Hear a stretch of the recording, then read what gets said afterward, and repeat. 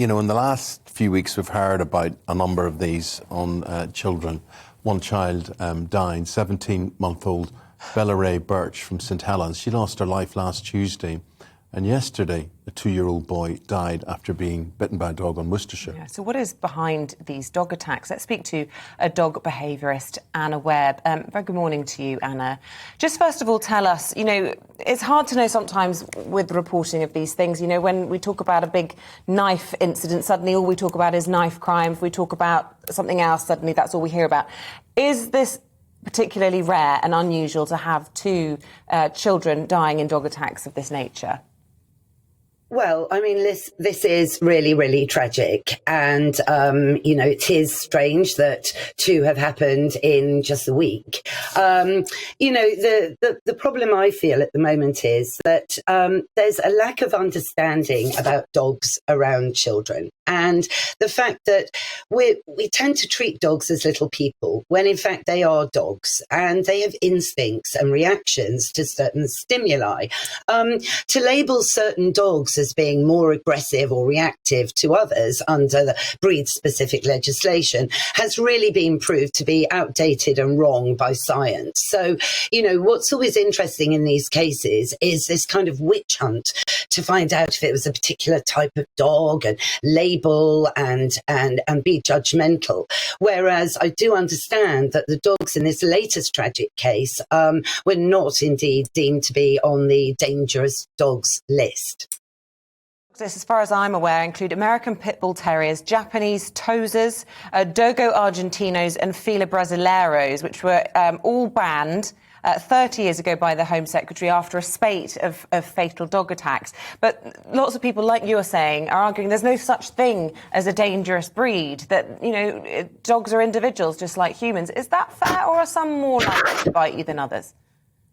No, as I just mentioned, you know, science has actually proved that your typical family dogs, like, say, a golden retriever or a Labrador, are just as likely as to bite you as a Jack Russell Terrier, you know, or a Pomeranian.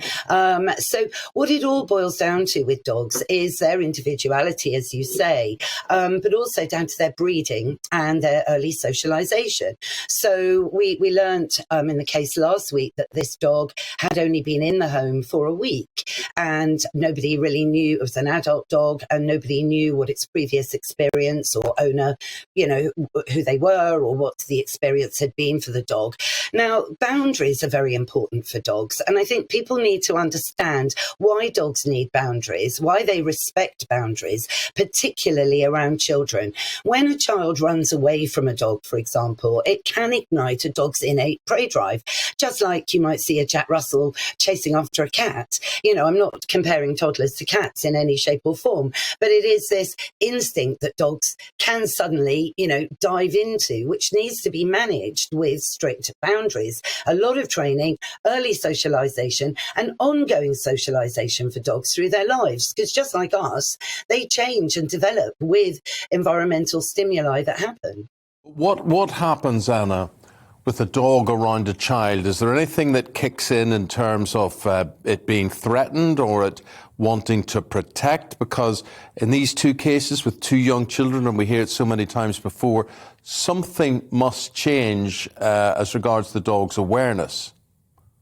Well, this is it. Now, dogs give us loads of signals before they bite. You know, dogs aren't born thinking, gosh, you know, I must bite everyone around me. Not at all. You know, they do have, yes, their space. We don't know the context in which this happened. And so much of these cases are related to context. The dog may have had a bone in its bed and the child may have approached the bed.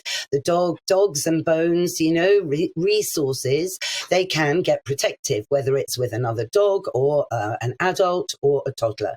Now, of course, children are more vulnerable in all of these cases because children also need to know how to respect a dog's space. So again, this comes down to management and responsibility. I thought that it was impossible to adopt a dog, an adult dog, if you have children in a household under the age of 7. I might be misled in that, but I don't understand how in this case last week they were able to adopt an adult dog when they had little ones around. Well, in the case last week, I don't think the dog was adopted as such. I think it was probably purchased, You're absolutely right. Rescues are very diligent. They say, in fact, it's very hard to adopt a dog. Even if you own a cat, it's very hard to adopt a dog in a way, for many similar reasons. So, this is very important. I always say adopt, don't shop, because you are then given a behavioural assessment of the dog that you're bringing into your home, and you have a strong reliability that this dog will be sound in the environment that you're bringing it into. The reasons children can trigger reactions is high-pitched noises, waving of arms, running away, giving the dog unnecessary eye contact at certain moments. People really underestimate how eye contact can trigger situations, can reward behaviour that you don't actually want in certain situations.